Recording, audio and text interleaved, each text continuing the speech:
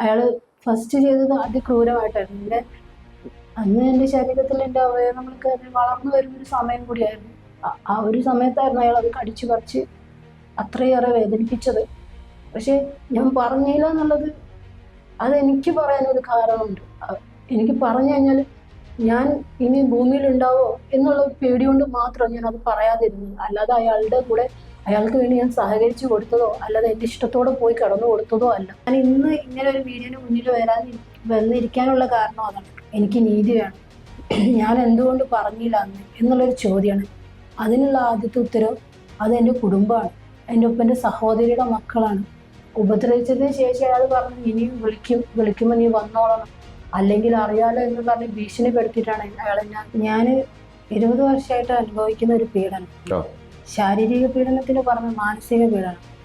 ഇത്തരം സംഭവങ്ങൾ ഉണ്ടായ സമയത്ത് ഇവരാദ്യം പേടിച്ചത് ഭർത്താവിനെയാണ്. ആദ്യം ഒക്കെ പ്രശ്നങ്ങൾ ഉണ്ടായെങ്കിൽ പോലും ഭർത്താവ് അത് ഉൾക്കൊണ്ട് നിയമപരമായി മുന്നോട്ട് പോവാം എന്നുള്ള ഉറപ്പിലേക്ക് വന്നു. തെറ്റ് സമ്മതിച്ചതാ. അവരെന്നോട് നേരിട്ട് മാപ്പ് പറഞ്ഞത്. അവരെ ഭാര്യ ഉണ്ടായിരുന്നു, അവിടുത്തെ SI ഉണ്ടായിരുന്നു, വേറെയും കുറെ പോലീസുകാരുണ്ടായിരുന്നു. അപ്പൊ അവര് തെറ്റ് ചെയ്തിട്ടില്ല എന്നുണ്ടെങ്കിൽ അവരെന്തിനാ എന്നോട് മാപ്പ് പറയണം? ഈ പ്രതികളും ഭാര്യമാരും ഒക്കെ ഉണ്ടായിരുന്നു. ഇവര് വന്നിട്ട് എൻ്റെ അടുത്ത് പറഞ്ഞത് നീ നിന്റെ കാല് പിടിക്കുക, നീ അവരുടെ പേരിൽ കേസ് കൊടുക്കരുത്, എൻ്റെ മക്കളുടെ മാനം പോകും, അവരെ നീ ഇങ്ങനെ ഉപദ്രവിക്കുന്ന രീതിയിലാക്കരുത്, നീ ഇത് ക്ഷമിക്കുക എന്നാണ് പറഞ്ഞത്. എൻ്റെ മക്കളെ നീ കേസ് കൊടുക്കരുതെന്ന്. അപ്പൊ ഞാൻ തിരിച്ചു ചോദിച്ചൊരു ചോദ്യം അതാണ്. അപ്പൊ ഞാൻ ഇത്രയും കാലം അനുഭവിച്ചതോ, അപ്പൊ എൻ്റെ ജീവിതം, എൻ്റെ ഭാവി, അപ്പൊ അതിനെന്താ ഉത്തരം?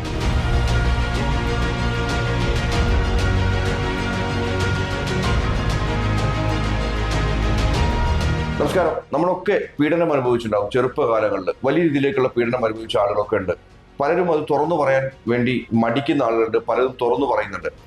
അപ്പോൾ ചെറുപ്പകാലങ്ങളിൽ തന്നെ ആ പീഡനം തുറന്നുകൊണ്ടിരിക്കുകയാണെങ്കിൽ, അതായത് നമുക്ക് അത്യാവശ്യം നല്ല രീതിയിലേക്ക് മെച്ചൂർഡായിട്ട് പോലും ആ പീഡനം തുറന്നുകൊണ്ടിരിക്കുന്ന ഒരു അവസ്ഥ എന്തായിരിക്കുമെന്ന് ചിന്തിക്കാൻ പോലും കഴിയാത്ത അവസ്ഥയാണ്. അത്തരം ഒരു അനുഭവമുള്ള ഒരു വ്യക്തിയാണ് നമ്മളുടെ കൂടെ ഇരിക്കുന്നത്. നിങ്ങൾ ഇപ്പൊ എൻ്റെ മുന്നിൽ ഇരിക്കുന്നുണ്ട്. എന്തിനാണ് ശരിക്കും എൻ്റെ മുന്നിൽ ഇരിക്കുന്നത്? അത് ഞാൻ 20 വർഷമായിട്ട് അനുഭവിക്കുന്ന ഒരു പീഡനം. ശാരീരിക പീഡനത്തിന് പറഞ്ഞ മാനസിക പീഡനം. അതായത് എൻ്റെ കസിൻസ് ആയിരുന്നു എന്നെ ഉപയോഗിച്ചുകൊണ്ടിരുന്നത്. എൻ്റെ 16 വയസ്സിൽ തുടങ്ങിയതാണ് ഈ പീഡനം. അത് എൻ്റെ ഉപ്പൻ്റെ സഹോദരിയുടെ 2 മക്കളാണ്. ആദ്യം ഇളയ മകനായിരുന്നു, പിന്നെ അത് അവരുടെ ജ്യേഷ്ഠനുമായി. വെച്ചാൽ ഞാൻ ഇന്ന് ഇങ്ങനെ ഒരു വീഡിയോന് മുന്നിൽ വന്നിരിക്കാനുള്ള കാരണം അതാണ്. എനിക്ക് നീതി വേണം. കാരണം ഞാൻ ഇന്ന് ഇത് പറഞ്ഞപ്പോൾ സമൂഹത്തിന് മുമ്പിൽ ഞാൻ എന്തുകൊണ്ട് പറഞ്ഞില്ല അന്ന് എന്നുള്ളൊരു ചോദ്യമാണ്. അതിനുള്ള ആദ്യത്തെ ഉത്തരവ് അത് എൻ്റെ കുടുംബമാണ്. എൻ്റെ ഉപ്പൻ്റെ സഹോദരിയുടെ മക്കളാണ്. എൻ്റെ ഉപ്പക്ക് അവരോടുള്ള ആ ഒരു സ്നേഹം. എൻ്റെ ഉപ്പ പെങ്ങളുടെ വാക്ക് കേട്ടിട്ട് എൻ്റെ ഉമ്മനെ വഴക്ക് പറയും. പലപ്പോഴും ഉപദ്രവിക്കുന്ന ഒരു സാഹചര്യം കണ്ടു വളർന്ന ഒരു മോൾക്ക്. അതായത് നിങ്ങൾ ചെറുപ്പകാലത്ത് എത്ര വയസ്സിൽ തുടങ്ങിയത്? 16 വയസ്സിൽ തുടങ്ങിയ പീഡനം ഇന്ന് വരെ അവസാനിപ്പിക്കാത്ത സാഹചര്യത്തിലാണ് നിങ്ങൾ മീഡിയയുടെ മുന്നിൽ വന്നിരിക്കുന്നത് അല്ലേ? 16ാമത്തെ വയസ്സിൽ തുടങ്ങി ഇന്ന് വരെ അത് നിർത്തിയിട്ടില്ല. ഒരു തരത്തിലല്ലെങ്കിൽ ഒരു തരത്തിൽ ഉണ്ടായിരുന്നു. കാരണം അവർക്ക് സഹകരിക്കാതെ വന്ന സമയത്ത് അവരെന്നെ മാനസികമായിട്ട് തകർക്കാനായിരുന്നു തുടങ്ങി. എന്നെ മാത്രമല്ല, എൻ്റെ കുടുംബത്തെ മൊത്തമായിട്ട്. അവര് ഇപ്പം ഞാനായിട്ടല്ല ഈ സത്യം പുറത്തു പറഞ്ഞത്, അവര് വിളിച്ചു പറഞ്ഞതാണ്. ഞാൻ ഇന്ന് മറ്റുള്ളവരുടെ മുമ്പിൽ മോശക്കാരിയാവുന്നത് അതുകൊണ്ടാണ്. നിങ്ങളെ മോശപ്പെടുത്തുന്നുണ്ടോ? തീർച്ചയായിട്ടും ഇപ്പോഴും മോശപ്പെടുത്തുന്നുണ്ട്. നിങ്ങൾക്ക് ഇപ്പൊ എത്ര വയസ്സായി? എനിക്കിപ്പോ 36 വയസ്സായി. ഇത് 16 വയസ്സ് എന്ന് പറയുമ്പോൾ ഒത്തിരി ഡിസ്റ്റൻസ് ഉണ്ട്. 36 വയസ്സായി. ഈ 36 വയസ്സ് കഴിഞ്ഞിട്ടും നിങ്ങളെ വിടുന്നില്ല? ഇല്ല, ഒരിക്കലും വിടുന്നില്ല. അവരിപ്പം പറയുന്നത് ഞാൻ മോശമാണ്, എന്താ പറയാ, എന്റെ കൂടെ ആരും കൂട്ടാവരുത്, എന്താ പറയാ, എനിക്ക് കുറെ റിലേഷൻഷിപ്പാണ്. അത്തരം രീതിയിൽ കുടുംബത്തിൽ തന്നെ ഇത് പറയുമ്പോൾ വലിയ രീതിയിലേക്കുള്ള പ്രശ്നങ്ങൾ വരും. ആരൊക്കെയാണ് നിങ്ങളെ ബുദ്ധിമുട്ടിക്കുന്നത്? മുഹമ്മദ് റാഫി എൻ്റെ ഒപ്പന്റെ സഹോദരിയുടെ ഇളയ മകനാണ്. പപ്പി എന്നാ വിളിക്കുക. അവരുടെ മൂത്ത മോന് അബ്ദുൽ ഗഫൂർ കോയ എന്നാണ്. നിങ്ങൾ എന്തുകൊണ്ടാണ് ഇത്ര കാലം തുറന്നു പറയാത്തത്? ഞാനോട് ചോദിക്കുകയാണ്. ഇത്രയും കാലം തുറന്നു പറയാതിരുന്നതിന് കാരണം, ഒന്ന്, എന്റെ ഉപ്പക്ക് ഏറ്റവും പ്രിയപ്പെട്ടത് എന്റെ ഉപ്പന്റെ സഹോദരിയായിരുന്നു. സ്വന്തം പെങ്ങളെ മക്കളാണോ ഈ സംഭവം ചെയ്യുന്നത്? മക്കളെക്കാൾ ഭാര്യയെക്കാൾ ഉപ്പ ഒരു സമയം വരെ ഉപ്പൊക്കെ ഏറ്റവും പ്രിയപ്പെട്ടത് അവരായിരുന്നു. അവരുടെ വാക്കിനപ്പുറത്തോട്ട് എൻ്റെ ഉപ്പ പോവാറില്ല. എൻ്റെ ഉപ്പൻ്റെ അവരുടെ വാക്ക് കേട്ട് പലപ്പോഴും എൻ്റെ ഉമ്മനെ ഉപദ്രവിക്കുകയും എൻ്റെ ഉമ്മനെ ഒരുപാട് വേദനിപ്പിക്കുകയും കണ്ടിട്ടുണ്ട്. 16 വയസ്സിൽ. ആ ഒരു സാഹചര്യം മുതൽ അയാൾ അത് പറഞ്ഞിട്ട് തന്നെയായിരുന്നു എന്നെ ഉപദ്രവിക്കുമ്പോൾ പറഞ്ഞുകൊണ്ടിരുന്നത്. എന്റെ ഉപ്പയോട് പറഞ്ഞ നിനക്ക് നിങ്ങളെ നന്നായിട്ട് ഉപദ്രവിച്ചായിരുന്നു. ആ സാഹചര്യം ഒന്ന് പറയാമോ? അതെന്ന് വെച്ച് കഴിഞ്ഞാൽ 16 വയസ്സിലാണ് നിങ്ങൾ ആദ്യമായിട്ട് അയാൾ എന്റെ വീട്ടിൽ സ്കാർഫിൽ മുത്ത് ഒട്ടിച്ചു കൊടുക്കാനെന്നുള്ള പേരിലായിരുന്നു വന്നുകൊണ്ടിരുന്നത്. പിന്നെ പിന്നെ അയാൾക്ക് എന്റെ സ്വഭാവങ്ങളൊക്കെ മനസ്സിലായി തുടങ്ങിയപ്പോൾ, എനിക്ക് എന്റെ ഇഷ്ടങ്ങൾ മനസ്സിലാക്കി കഴിഞ്ഞപ്പോൾ എന്നോട് പറഞ്ഞു, നിനക്ക് പാട്ട് ഇഷ്ടമല്ലേ, നിനക്ക് ഡിസ്ക് വേണമെന്നാണ് എന്നോട് ചോദിച്ചത്. അപ്പൊ ഞാൻ പറഞ്ഞു ആ വേണം എന്ന് പറഞ്ഞു. അങ്ങനെ ആണ് അയാൾ എന്നെ കാറിലോട്ട് കൂട്ടിക്കൊണ്ടുപോകുന്നത്. കാറിലാണുള്ളതെന്ന് പറഞ്ഞിട്ട് കൂട്ടിക്കൊണ്ടുപോകുന്നത്. ആള് ഒരു ഒഴിഞ്ഞ പറമ്പായിരുന്നു, അതിന് മുമ്പിൽ ഒരു പണിതുകൊണ്ടിരിക്കുന്ന ഒരു വീടുണ്ടായിരുന്നു. അവിടെ വെച്ചായിരുന്നു. അവിടെ വെച്ച് അവിടെ എത്തിക്കഴിഞ്ഞപ്പോൾ എന്നോട് പറഞ്ഞു, കാറിന്റെ ബാക്ക് സീറ്റിലാണ്, നീ ഡിസ്ക് എടുത്തോന്ന് പറഞ്ഞ് ഡോറ് തുറന്നു. ഞാൻ അകത്തോട്ട് കയറിയ പാടെ എന്നെ തള്ളിയിടായിരുന്നു. പിന്നെ അയാൾ എന്താ അന്ന് ചെയ്തു കൂട്ടിയെന്ന് എനിക്കും ദൈവത്തിനും മാത്രമേ അറിയത്തുള്ളൂ. അത്രയും ക്രൂരമായിട്ടാണ് ചെയ്തത്. കരയാൻ പോലും അയാൾ എന്നെ സമ്മതിക്കുന്നുണ്ടായിരുന്നില്ല. പറഞ്ഞത് കരഞ്ഞിട്ട് കാര്യമില്ല, ഒന്നും പുറത്ത് കേൾക്കില്ല, പിന്നെ നീ ഒച്ചയിട്ടിട്ട് കാര്യമില്ല, തന്നെ ഞാൻ കൊല്ലും കൊല്ലുമെന്ന് പറഞ്ഞിട്ടില്ല. അയാൾ കൊല്ലും എന്നുള്ളത് എനിക്ക് തോന്നും. കാരണം അയാൾ അത്രയും ഒരു പ്രത്യേക സ്വഭാവമുള്ള ഒരു വ്യക്തിയായിരുന്നു. കാരണം നമ്മൾ സാമ്പത്തികം ഇല്ല എന്നുള്ളത് കൊണ്ട് അവരെ വീട്ടിലായിരുന്നു TV ഒക്കെ കാണാൻ പോകും. ആ സമയത്ത് തന്നെ ആള് നമ്മളെ കണ്ടാൽ TV ഓഫാക്കുക, നമ്മളെ വീടിന് പുറത്താക്കിയിട്ട് ഡോർ അടിക്കുക, നമ്മളവിടെ ഇരിക്കുകയാണെങ്കിൽ ഒച്ചത്തിൽ സംസാരിച്ച് പേടിപ്പിക്കുക, അങ്ങനെയൊക്കെ ചെയ്യുന്നൊരു സ്വഭാവം. അങ്ങനെ ഒരാൾ എന്നെ ഉപദ്രവിക്കുമ്പോൾ അയാൾ പറയുന്നത് കേൾക്കാതെ വഴിയില്ല എനിക്ക്. അയാൾ പറഞ്ഞുകൊണ്ടിരുന്നത് എന്നെ കൊല്ലും എന്നാണ്, വണ്ടി ഇടിച്ച് കൊല്ലും, നിനക്ക് എൻ്റെ സ്വഭാവം അറിയില്ലേ, എൻ്റെ ഉപ്പനോട് പറഞ്ഞാൽ നിനക്ക് അടി കിട്ടും, എന്നാൽ നമ്മളെ കുടുംബങ്ങൾ പ്രശ്നങ്ങളാവും, എൻ്റെ സഹോദരിയുടെ കല്യാണം നടക്കൂല, അതൊക്കെ മുടങ്ങിപ്പോവും, നീ ഇത് പുറത്ത് പറയരുതെന്ന് പറഞ്ഞ ഭീഷണി ഉപദ്രവിച്ചതിന് ശേഷം അയാൾ പറഞ്ഞു, ഇനിയും വിളിക്കുമ്പോൾ നീ വന്നോളണം, അല്ലെങ്കിൽ അറിയാലോ എന്ന് പറഞ്ഞ് ഭീഷണിപ്പെടുത്തിയിട്ടാണ് അയാൾ എന്നെ. പേടിപ്പിക്കലിന്റെ മുന്നിൽ നിങ്ങൾ അന്ന് തളർന്നു പോയി. പറയാനും കഴിയുന്നില്ല, പെങ്ങളുടെ മക്കളാണ്, ഉപ്പന്റെ പെങ്ങളുടെ മക്കളാണ്, സ്വാഭാവികമായിട്ട് പറയാൻ കഴിയില്ല പുറത്ത്. കാരണം ഉപ്പനെ എനിക്ക് ഭയങ്കര പേടിയാണ്. ഭയങ്കര പേടിയെന്ന് പറഞ്ഞാൽ കാരണം ഉപ്പ കുറച്ച് നല്ല രീതിയിൽ അടിക്കുമായിരുന്നു. പിന്നെ വെച്ചാൽ ഞാൻ അങ്ങനെ ആ ഒരു സമയത്ത് ആരോടും മിണ്ടൂല. ഞാൻ ആകെ ഒരു അടുപ്പം കാണിക്കുന്നത് എൻ്റെ ഉമ്മൻ്റെ അടുത്ത് മാത്രം. വേറെയുള്ള എൻ്റെ കൂടപ്പിറപ്പുകളോട് പോലും ഞാൻ അങ്ങനെ അടുക്കാത്തൊരു സ്വഭാവമാണ്. ഫ്രണ്ട്സ് ഇല്ല, ആരുമില്ല എനിക്ക്.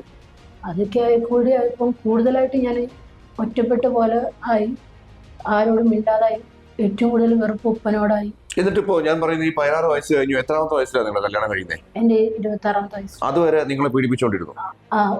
അതുവരെ പീഡിപ്പിച്ചുകൊണ്ടിരുന്നു. കാരണം അതിന്റെ ഇടയിൽ വെച്ചിട്ട് ഞാൻ അയാൾക്ക് പ്രതികരിക്കാൻ തുടങ്ങി.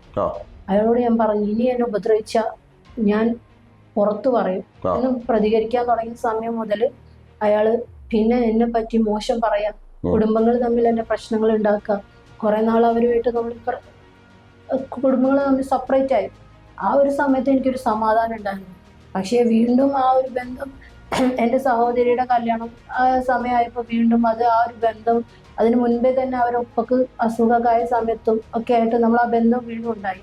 പക്ഷേ അപ്പോഴാണ് ആളുടെ ബ്രദർ അവർ കൂടുതൽ അടുപ്പം കാണിക്കാൻ തുടങ്ങിയതും ആളുടെ വീട്ടിലോട്ട് നമ്മളെ കൂട്ടിക്കൊണ്ടുപോകാൻ തുടങ്ങിയതും. ആദ്യമൊക്കെ എൻ്റെ ഉമ്മയും ഒക്കെ ആയിട്ടായിരുന്നു അവർ കൂട്ടിക്കൊണ്ടുപോയത്.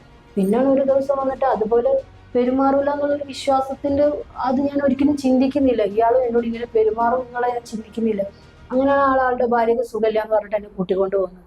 അവര് എൻ്റെ കസിനാണ്, എനിക്ക് ഒരുപാട് റെസ്പെക്റ്റ് ഉള്ള ആളാണ്, ഞാൻ സംസാരിക്കുന്ന ആളാണ്, ഇതുവരെ എന്നോട് മോശമായിട്ടൊന്നും പെരുമാറാത്ത ഒരാളാണ്. അപ്പം ഞാൻ ആ ഒരു വിശ്വാസത്തിന്റെ പുറത്താണ് ആ വീട്ടിലോട്ട് പോയത്. അവിടെ പോയി കഴിഞ്ഞപ്പോഴാണ് ആളുടെ ഞാൻ ആളുടെ വൈഫിന്റെ കൂടെ സിറ്റ് ഔട്ടിൽ കിടക്കുമായിരുന്നു. അപ്പം ആള് വന്ന് കിടന്നു, എൻ്റെ ബാക്കിലായിരുന്നു വന്ന് കിടന്നത്. പിന്നെന്താ പറയുക, ഒരു ഹസ്ബൻഡ് വൈഫ് ഉണ്ടാവുന്ന ചില കാര്യങ്ങളുണ്ടാവില്ല, കെട്ടിപ്പിടിക്കുക, അവരെ പേഴ്സണലായിട്ട് ടച്ച് ചെയ്യുക. പക്ഷെ അവരെന്തിനാ എന്നെ സെൻറ്ററിൽ കെട്ടിയെന്ന് എനിക്കറിയില്ല.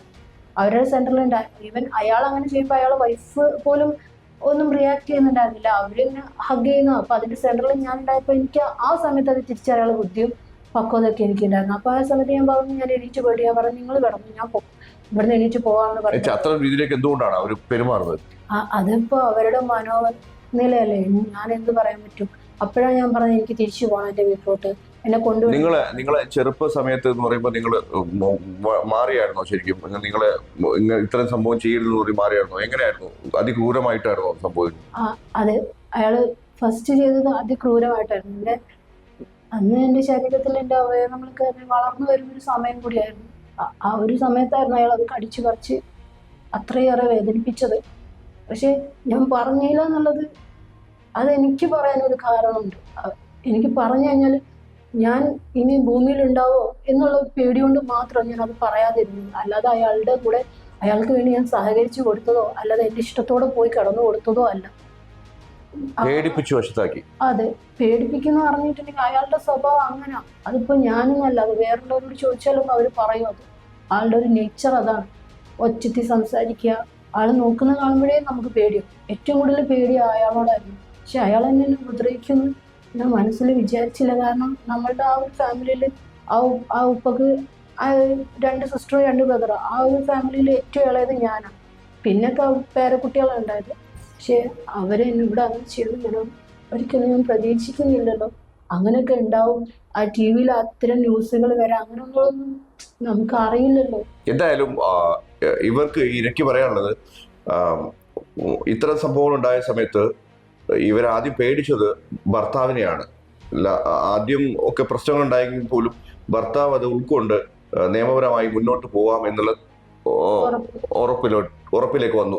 അത് വലിയൊരു സംഭവം തന്നെയാണ്. സ്വന്തം ഭർത്താവ് തന്നെ ഇത്തരം ഇതിലേക്ക് നിനക്കൊരു അനുഭവം ഉണ്ടായിട്ടുണ്ടെങ്കിൽ എന്തായാലും അത് തുറന്നു പറയണം, വെളിച്ചത്ത് കൊണ്ടുവരണം, കേസ് എടുക്കണം എന്ന് പറഞ്ഞിട്ടുള്ള രീതി. ഈ കേസ് കൊടുക്കാനുള്ള സാഹചര്യം എന്താണ്?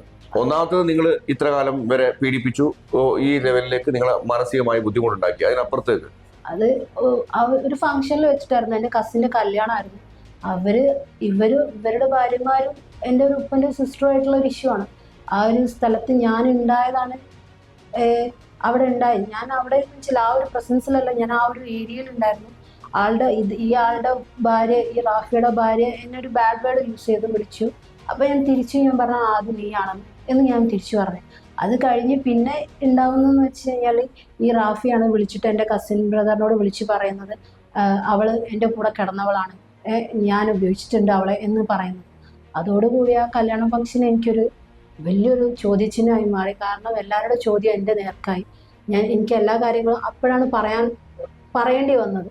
കാരണം ആ ഒരു സാഹചര്യത്തിൽ ഞാൻ പറയാതിരുന്നിട്ടും കാര്യമില്ല. കാരണം അവർ ചോദിക്കുന്ന ചോദ്യം, നീ അവൻ്റെ കൂടെ കിടന്നു കൊടുത്തോ, അപ്പം നീ അവനുമായിട്ട് എന്താ ബന്ധം, അവരെന്തിനാ അങ്ങനെ പറയുന്നത് എന്ന്. അപ്പം ഞാൻ എൻ്റെ ജീവിതത്തിലെ പ്രശ്നങ്ങൾ പറഞ്ഞു. അപ്പം ഞാൻ അവരെ ഉമ്മയും അവരെ പെങ്ങളും അവരുടെ 2ാമത്തെ ബ്രദറും എല്ലാവരും എന്നാരും സപ്പോർട്ട് ചെയ്ത്, ഇത്രയും നീ അനുഭവിച്ചല്ലോ എന്നാണ് അവർ ചോദിച്ചത്. അപ്പോൾ അവരെന്നെ ഒരുപാട് സപ്പോർട്ട് ചെയ്തു. പക്ഷേ ഞാൻ മാറാട് സ്റ്റേഷനിൽ ഫസ്റ്റ് ഒരു നൈറ്റിലായിരുന്നു കേസ് കൊടുക്കാൻ പോയത്. ആ കേസ് കൊടുത്ത് പോലീസ് സ്റ്റേഷനിൽ കോൾ വന്നതിന് ശേഷം പിന്നീട് സംഭവിച്ചത് വേറെ രീതിയിലായി. പിറ്റേന്ന് ആളുടെ ഉമ്മയും അതൊരു പുലർച്ചെ ഒരു 6 മണി 7 മണി നേരത്ത്, ആ ഒരു രാവിലെ നേരത്ത് അവരുടെ ഉമ്മയും അവരുടെ പെങ്ങളും വന്നു. അവരെല്ലാവരും റോട്ടിലുണ്ടായിരുന്നു എന്ന് പറഞ്ഞു. ഈ പ്രതികളും ഭാര്യമാരും ഒക്കെ ഉണ്ടായിരുന്നു. ഇവർ വന്നിട്ട് എൻ്റെ അടുത്ത് പറഞ്ഞത്, നീ നിൻ്റെ കാല് പിടിക്കുക, നീ അവരുടെ പേരിൽ കേസ് കൊടുക്കരുത്, എൻ്റെ മക്കളുടെ മാനം പോകും, അവരെ നീ ഇങ്ങനെ ഉപദ്രവിക്കുന്ന രീതിയിലാക്കരുത്, നീ ഇത് ക്ഷമിക്കുക എന്നാണ് പറഞ്ഞത്. എൻ്റെ മക്കളെ നീ കേസ് കൊടുക്കരുതെന്ന്. അപ്പം ഞാൻ തിരിച്ചു ചോദിച്ചൊരു ചോദ്യം അതാണ്, അപ്പം ഞാൻ ഇത്രയും കാലം അനുഭവിച്ചതോ, അപ്പം എൻ്റെ ജീവിതം, എൻ്റെ ഭാവി, അപ്പം അതിനെന്താ ഉത്തരം? അപ്പം അത് പ്രശ്നമല്ല അവർക്ക്. അവർ തെറ്റ് ചെയ്തിട്ടില്ലെങ്കിൽ അവരെന്തിനാ അവരെ ഉമ്മനെ എൻ്റെ അടുത്തേക്ക് പറഞ്ഞു വിടാം. മാറാട് സ്റ്റേഷനിലാണ് നിങ്ങൾ പറഞ്ഞ പോലെ ഈ മാനിപ്പുലേറ്റ് ചെയ്തത്. അതെ, അത് കഴിഞ്ഞ് സ്റ്റേഷനിൽ പോയ സമയത്ത് അവിടെ പോലീസ് സ്റ്റേഷനിൽ വെച്ച് ഈ 2 പ്രതികളും തെറ്റ് സമ്മതിച്ചതാണ്. അവരെന്നോട് നേരിട്ട് മാപ്പ് പറഞ്ഞത്. അവരുടെ ഭാര്യ ഉണ്ടായിരുന്നു, അവിടുത്തെ SI ഉണ്ടായിരുന്നു, വേറെയും കുറേ പോലീസുകാരുണ്ടായിരുന്നു. അപ്പോൾ അവർ തെറ്റ് ചെയ്തിട്ടില്ല എന്നുണ്ടെങ്കിൽ അവരെന്തിനാ എന്നോട് മാപ്പ് പറയണം? അവരെന്തിനാ എൻ്റെ പേരിൽ ഒരു ബിസിനസ് ഡീൽ എന്ന് പറഞ്ഞിട്ട് എഗ്രിമെന്റ് ഉണ്ടാക്കേണ്ട ആവശ്യം? അവരെ തെറ്റ് ചെയ്തില്ല. ഇതിലും വലിയൊരു തെളിവ് എനിക്ക് വേറെ പറയാനുണ്ടോ? അതെ, തീർച്ചയായും. അതായത് മാറാട് സ്റ്റേഷനിൽ 2023 പോയ സമയത്ത് അല്ലെ, അന്നത്തെ SI ആയിരിക്കുന്ന അദ്ദേഹം ചെയ്തത്, ഇവരുടെ ഈ മാറ്റർ മാറ്റി നേരെ ഫിനാൻഷ്യൽ മാറ്റർ ആക്കിയതാണ്. അതിൽ ഇവർ സൈൻ ചെയ്തിട്ടില്ല. അതാണ് എന്നെ ക്വസ്റ്റ്യൻ അടിപ്പിക്കുന്ന സാധനം. ഇവർ സൈൻ ചെയ്തിട്ടില്ല. ഫിനാൻഷ്യൽ മാറ്റർ ഉണ്ട്, അത് കൊടുക്കാൻ തയ്യാറാണ് എന്ന് വെച്ച് ഫിനാൻഷ്യൽ മാറ്ററിലേക്ക് സാധനം കൊണ്ടുപോയി. ഇപ്പോൾ നേരെ മറിച്ച് ഇപ്പോൾ ഇരിക്കുന്ന മാറാട് പോലീസ് സ്റ്റേഷനിൽ ഇരിക്കുന്ന ആളുകളാണ് ഇവർക്കെതിരെ വീണ്ടും കേസ് ചാർജ് ചെയ്തത്. 100% മാറാട് പോലീസ് സ്റ്റേഷനിൽ നിന്ന് ഇവർക്ക് നീതി പ്രതീക്ഷിക്കുന്നുണ്ട്. അതുപോലെ തന്നെ മറ്റുള്ള രീതിയിലേക്ക് ഞാൻ നിങ്ങളോടും പറയുന്നത്, പോലീസ് സ്റ്റേഷനിൽ ഒരു കാരണവശാലും നീതി സ്പോട്ടിൽ കിട്ടുന്ന സാധനമല്ല, ഇത് കോടതിയും മറ്റുള്ള സംഭവമായിട്ട് പോയിട്ട് വരുന്ന സാധനമാണ്. 100% കിട്ടുമെന്ന് വിചാരിക്കുന്നു. കാര്യം മാറാട് പോലീസ് സ്റ്റേഷനിൽ ഇപ്പോൾ ഇരിക്കുന്ന ആളുകളൊക്കെ നമ്മൾ അറിയുന്ന ആളുകളാണ്. എന്തായാലും അവരുടെ ഭാഗത്ത് നിന്ന് നല്ല രീതിയിലേക്കുള്ള ഒരു സപ്പോർട്ട് ഉണ്ടാവും. എന്ന് ഞാൻ പ്രതീക്ഷിക്കുന്നു. സപ്പോർട്ട് ഉണ്ടാവണം എന്നാണ് ഞാൻ പ്രതീക്ഷിക്കുന്നത്.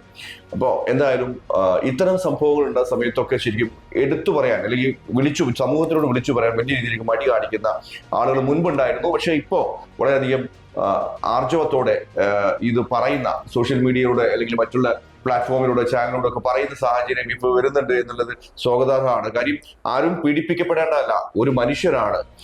സ്ത്രീ പുരുഷൻ എന്നതിനപ്പുറത്തേക്ക് ഒരു മനുഷ്യനായി കാണുക എന്നുള്ള രീതിയിലേക്ക് സമൂഹം മാറേണ്ടതുണ്ട്. അതിനപ്പുറത്തേക്ക് എന്തെങ്കിലും ആവശ്യമുണ്ടെങ്കിൽ നമ്മളെ ഈ കോൺടാക്ട് നമ്പറുമായി ബന്ധപ്പെടാം. എന്തെങ്കിലും ആവശ്യമുണ്ടെങ്കിൽ നമ്മുടെ ഭാഗത്തു നിന്നും ഹെൽപ്പ് ഉണ്ടാവും. പോലീസ് മറ്റുള്ള സംവിധാനങ്ങളൊക്കെ ഇന്ന് നിലവിലുണ്ട്. തുറന്നു പറയാൻ വേണ്ടി ആരും മടിക്കരുത്, ആരെയും പേടിച്ച് ജീവിക്കരുത്. നന്ദി, നമസ്കാരം.